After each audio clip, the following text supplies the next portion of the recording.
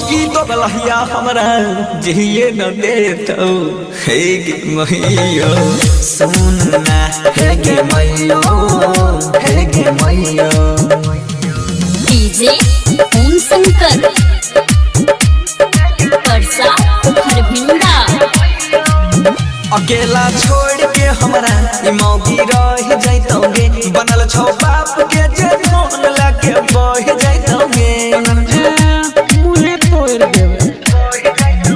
अकेला छोड़ के हमरा ई मौगी रह जैतोगे बनल छौ बाप वाला जे धन लाके बह जैतोगे सुखहबा के सास हमरा लिए न देतो हे गे मैयो सुनना हे गे मैयो हे गे मैयो।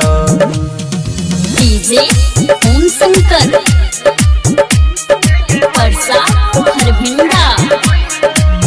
हमर कमाइल पैसा नहिरा भेजाबै छौ एकर मोबाइल पर दोसर छौड़ा के फोन आबै छौ। मार न रे सही बात छे। हमर कमाइल पैसा नहिरा भेजाबै छौ एकर मोबाइल पर दोसर के फोन आबै छौ। मुन्ने लालू बन हंसी के जिए न देतौ हे गे मैयो सुनना हे गे मैयो हे गे मैयो। हे हमरा उल्ला खिला तो एकरा गोतरे तोड़ दै छी।